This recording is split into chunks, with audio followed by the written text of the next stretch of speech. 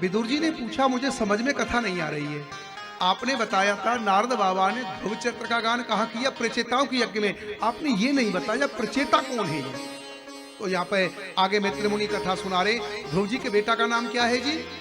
उत्कल। थोड़ा बहन भाई कथा बता। ध्रुव जी के बेटा का नाम क्या है? उत्कल। तो ध्रुव जी चले गए गंगा किनारे। बेटा से क्या बोले? बेटा से क्या बोले? सत्ता संभाल। तो उनका बेटा बोले, पिताजी छोड़ के चले गए तो हम क्या संभालें? और ये भी भजन करते थे। जिस जंगल में बैठ के भजन करते थे ना, उसी जंगल को हिंदुस्तान में कहते हैं उत्कल प्रदेश, आजकल जिसको उड़ीसा कहते हैं। ये किसके नाम से पड़ा? ध्रुव का बेटा हुआ उत्कल। उत्कल प्रदेश। अच्छा, ये भजन करते थे। एक बताऊं आपको, जो लोग भजन ज्यादा करते हैं उनको पागल कहते हैं। तो मंत्रियों को लगा ये तो दिन भर पूजा पाठ में रहते हैं, इनसे रास नहीं संभलेगा। तो दूसरी रानी का बेटा था बत्सर, उसको राजगद्दी दी। उत्कल भजन जंगल चले गए। दूसरी रानी का बेटा बत्सर था। इसी परंपरा में राजा हुए अंग, और अंग के हुए बैन, और बैन के यहाँ भगवान पृथु का प्राकट्य। बोले महाराज मैं पूरी कथा सुनना चाहता हूं। मैंने कथा में ये सुना है अंग बड़ा धर्मात्मा राजा था, आपने सुना होगा। उसका बेटा बड़ा नास्तिक हुआ बैन। ऐसा क्यों होता है? हमने राजकोट में देखा है माता पिता बड़े अच्छे होते हैं, बेटा विपरीत हो जाते हैं, अपोजिट। माँ बाप बहुत नास्तिक, बेटा बहुत अच्छे हो जाते। ऐसा क्यों होता है महाराज? ये बताओ भागवत में क्या लिखा है? जरूरी नहीं है बच्चे केवल माता पिता का अनुकरण करेंगे, दादा दादी का भी करेंगे। बच्चे कई बार नाना नानी का भी अनुकरण करते हैं। आप मेरी बात बुरा तो नहीं मानोगे?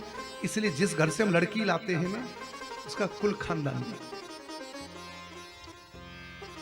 जिस घर से, अब तो मारवाड़ी समाज में बात बदल गई है। पहले लड़की से गीता पढ़वाते थे। हाँ, तो गीता पढ़ लेती है क्या? लड़की थे पहले शिव तांडव सुनते थे, इसलिए ये पूजा पाठ करेगी तो हमारे नाती पोते जो होंगे संस्कारी होंगे। आजकल तो ससुर जी इंची टेप लेकर के नापते हैं। कितनी है ना, मैंने सुना है, मुझे पक्का मालूम नहीं है। अब तो लोग ऐसे वो उस दाग देखते कोई लड़की, अरे दाग होगा तो चल जाएगा, पर जीवन पवित्र होना चाहिए, अच्छे कुल खानदान की लड़की होनी चाहिए।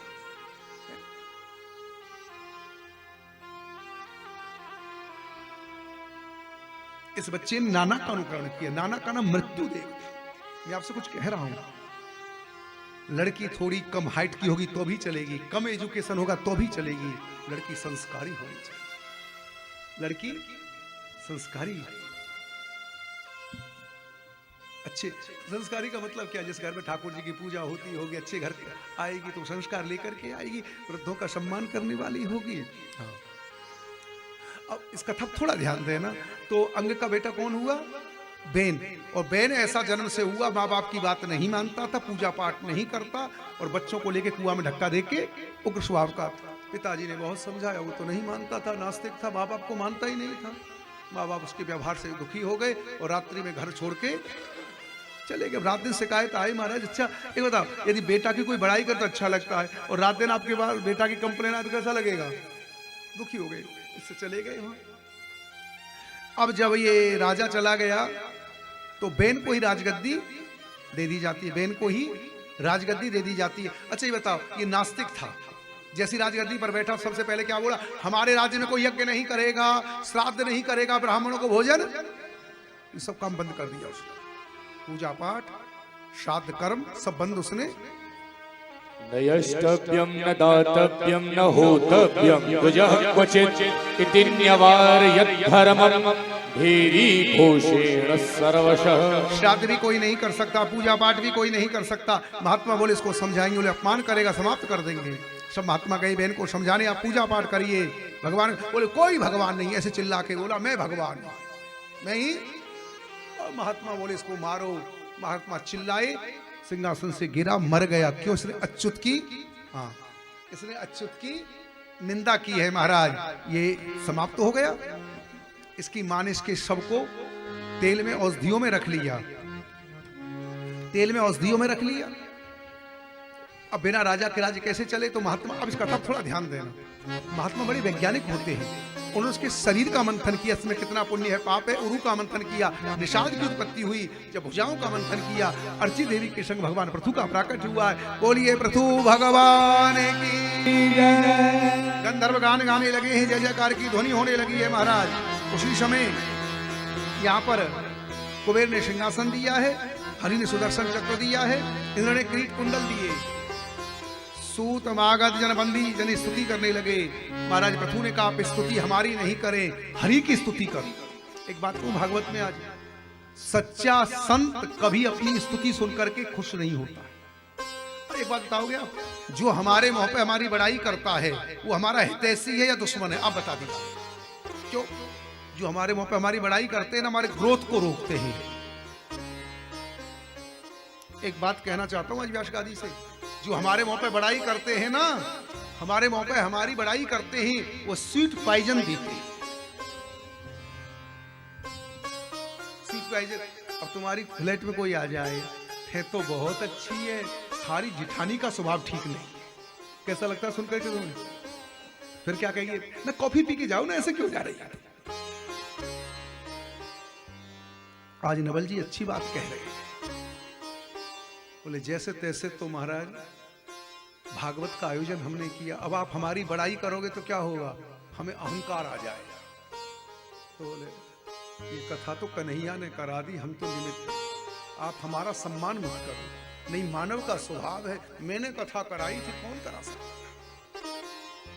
दामोदर जी यही है ना, अच्छी बात कह रहे हैं। बोले हमारी बड़ाई मत करो, नहीं तो ये मानव का स्वभाव है। फिर तो पूरे राजकोट में सीधा मैंने भागवत कराई थी, देखो क्या व्यवस्था थी, क्या पोहा बनता था, क्या समोसा आता था, देखा तुमने। फिर कथा में मन कम।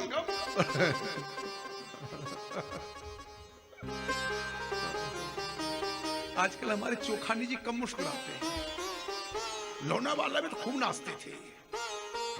और यहाँ भी नाचेंगे कीर्तन जी। होगा। कल नंदोत्सव है, मालूम है? कल कन्हैया आ रहा है। या पीली पीली साड़ी है कि नहीं? पीला कुर्ता, और साड़ी नहीं हो तो कमेटी वालों से ले लेना। नवल जी से सब देंगे, खाली सारा काम ही नहीं, पर कल पीली साड़ी पहन के ना, पीले कुर्ता। हाँ, कल ऐसा उत्सव होगा, पूरा हॉल सजेगा और खूब लुटाया जाएगा, है ना? कल तो कन्हैया आ रहा है यहाँ पर। जैसे बेटा का बर्थडे मनाते हो ना, उससे ज्यादा उत्सव मनेगा यहाँ। कल ऐसा लगेगा ये मथुरा हो गया है राजकोट, देखना। और गुजरात तो कृष्ण की भूमि है साहब, ये गुजरात कोई साधारण भूमि थोड़े है। कल नंदोत्सव होगा। और साबरमल बाबू, कल कन्हैया सावरा आ रहा है, मौका लगे तो। आप तो सुदामा जी के यहाँ से आए हैं, है ना? आइए, कल बहुत सुंदर उत्सव होगा और मुझे बहुत आनंद आ रहा है। राजकोट की कथा में मुझे बहुत आनंद आ रहा है। लोग बहुत आनंद से सुन रहे, लगता है कोई कथा छूट ना जाए। हाँ, कोई कथा तो मैं विषय आरंभ कर रहा था, कौन सा विषय सुना रहा था? प्रशंसा मत सुनना। अरे निंदक नीरे राखिए आंगन कुटी छवा, सावन पानी बिना राजा भोज ने कालिदास से पूछा, गुरुदेव सुगर से भी मीठी वस्तु क्या है? चीनी से भी कोई मीठी वस्तु मिली है तुमको आज तक? बताओ। जो सुगर में मिठास नहीं है, कोई सामने वाला हमारी बड़ाई कर देना, इतना मिठास आता है उसमें। और बोले हमारी कोई बड़ाई करता है ना, तब हमारा चेहरा देखना कैसे मुस्कुराते। और जब हमारी बुराई करे तो तुम कथा ठीक नहीं करते हो, वो आए थे बहुत अच्छा बोलते, तब मेरा चेहरा देखना तुम। मुझे बहुत बुरा लगता है वो आदमी जब कहता है ना तुम्हारी कथा में आनंद कम आता है, वो अमुक के यहाँ पे क्या बोलते थे। और जब कहे महाराज ये मानव का स्वभाव है। विष्णु सहस्त्र नाम में भगवान का एक नाम है अमानी, मान दो। क्या नाम है भगवान का 1000 नाम में? अमानी। कीर्तन जी तुम्हारी बहुत बड़ाई करते हैं सब लोग, बहुत सेवा करते हो, और ठाकुर से प्रार्थना करना मुझे कभी अहंकार ना आ जाए। कीर्तन जी के लोग बहुत बड़ाई करते हैं, रात के 1 बजे भी फोन करो, समाज के दौड़ पड़ते हैं, पर ठाकुर से कहना, हे गोविंद एक बात कहूं, जो दुख तुमने दिया है द्वारकाधीश, उसको दूर भी तुम ही करोगे। क्या कह रहा हूं? जो दुख तुमने दिया है। एक बताऊं, तुलसीदास जी विनय पत्रिका में पद गाते हैं, बहुत भाव सुंदर है। जिसने बांधा है वही राघव खोलेगा दुनिया में, और कोई खोलने वाला नहीं है। जिस राघव ने बांधा है और वही राघव। एक बात बताऊं, जिसने दुख दिया है, दर्द दिया है, वह द्वारकाधीश ही दबा भी देगा साहब, दबा भी देगा, और कौन देगा?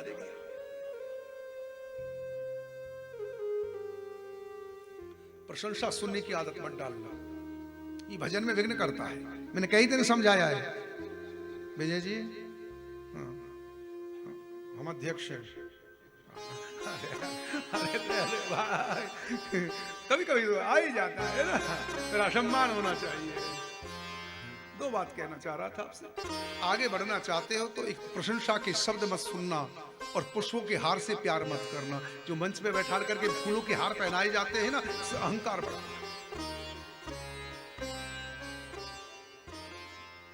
आजकल फोटो लगाने की बड़ी आदत है मेरा। तो आइए, आप हमारी बड़ाई मत करें। तो आप बोले आप धर्मधारियों में श्रेष्ठ होगे, आप पराई नारी में मां का दर्शन करोगे, आप पृथ्वी को सम करोगे और 100 अश्वमेध यज्ञों का संकल्प लोगे, और आपका महाराज सरकारी महर्षियों से मिलन होगा। अब आगे कथा सुना रहा हूं, थोड़ा ध्यान देना। तो यहाँ पे विदुर जी ने पूछा, महाराज ये पृथ्वी ने गैया का रूप क्यों बनाया? थोड़ा ध्यान देना कथा में। और राजा पृथु ने बर्तन क्या लिया, उसका दोहन कैसे किया? जिस समय इस देश के राजा महाराजा पृथु हुए, प्रजा ने कहा अन्न नहीं है खाने के लिए। राजा को लगा जासो राज प्रिय प्रजा दुखारी, सो नप अवश्य नरक अधिकारी। हाथ में धनुष बाण लेकर के दौड़े, पृथ्वी कांपने लगी, गैया का रूप बना लिया। बोले तुम धर्मात्मा राजा होकर के गाय को मारोगे? बोले तुम माया से गाय बनी है पृथ्वी, मेरी प्रजा को अन्न नहीं है, मैं नई पृथ्वी की रचना करूंगा। हे राजा, ये मानव यज्ञ नहीं कर रहा था, पाप कर रहा था, मैंने अन्न को अंदर छुपा लिया। आप ऐसा करें, पृथ्वी पे बड़े बड़े पहाड़ हैं, इनको सम करें, खेती योग करें, जिसे अन्न की उत्पत्ति होगी। और मैंने गाय का रूप बनाया है। आप दो काम करो, एक बछड़ा की व्यवस्था करो, एक बर्तन की, जो जो वस्तु चाहिए मैं दूंगी। तो जैसे ही धरती ने गाय का रूप बनाया और राजा मनु ने बछड़ा बनकर के अन्नादि का दोहन किया, इंद्र ने बछड़ा बनकर के अमृत का दोहन किया, विश्वासु ने बछड़ा बनकर के कमल के पात्र में संगीत का दोहन किया, और उन्होंने महाराज व्यवस्था की है। अब उन्होंने संकल्प लिया, मैं 100 अश्वमेध यज्ञ करूंगा। ये कल मैंने कहा था कथा, फिर कह रहा हूं आज आपसे। यज्ञ का मतलब क्या है साहब? भाई साहब, अपने धन का सदुपयोग करना, अपने धन को। पैसा तो बहुत है राजकोट में लोगों के पास,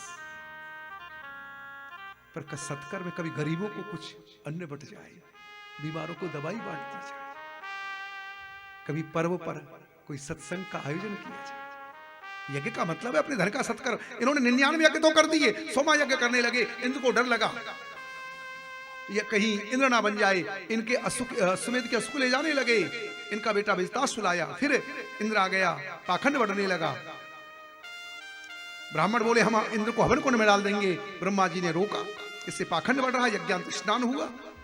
उसके बाद श्री द्वारकानाथ प्रकट हुए और बोले हमारे भक्त किसी से द्वेष नहीं करते हैं। राजा पृथु ने इंद्र को हृदय से लगाया। द्वारकानाथ ने कहा वरदान मांगो। ध्यान से सुनना भैया, बड़ी सुंदर कथा है। हम लोग जब मंदिर जाते थे यही तो बोलते रहे, सुख संपत्ति घरे आवे। जोर जोर से बोलता है सारथी को, क्या सुख, जब से पैदा हुआ तभी से बोल रहा है सुख संपत्ति सुख संपत्ति। कभी तुमने ये नहीं कहा कन्हैया तू मिल जा? सारी दुनिया मिली पर तू ना मिला। ए बिहारी जी, सब कुछ मिल गया पर सारी दुनिया मिली पर। भगवान ने कहा वरदान मांगो राजा पृथु। तो हाथ जोड़ के बोले आप दे दोगे? बोले हाँ, हमें ये वरदान दे दो, हमारे 10,000 कान हो जाएं। न कामये नाथ तदप्यहं क्वचिन् न यत्र युष्मच्चरणाम्बुजा सवाः महत्तमात्तर हृदयान्मुखच्युतो विधित्वकर्णायुतमेशमेवराः। क्या मांगा राजा पृथु ने मेरे? 10,000। तो कन्हैया बोला पूरी बॉडी में कान लगा दूं। कैसी लगेगी बॉडी? बोलो ना, ठीक लगेगी? तो क्या बोले, नहीं ठाकुर जी आप गलत समझ रहे हो, मैं ये नहीं कह रहा, बॉडी में कान लगा दो, इन 2 ही कानों में 10,000 कानों की शक्ति दे दो। क्यों, जब 2 कानों से कथा सुनता हूं तो तृप्ति नहीं होती, इनमें 10,000 कानों की शक्ति दे दो, रात दिन तेरी कथा सुनूं, रात दिन तेरी कथा सुनूं। क्या मांगा है ठाकुर से, करना युत मेष में बरा, 2 कानों से तृप्ति नहीं हो रही है। जब राम जी बन जाने लगे, वाल्मीकि जी से पूछा मैं कहाँ रहूं 14 वर्ष तक। वाल्मीकि जी ने उत्तर क्या दिया है, हे राम, जो रात दिन तेरी कथा सुनते हैं राजकोट में, फिर भी उनकी तृप्ति नहीं होती, उनके हृदय में निवास कर, उनके हृदय में निवास कर। जी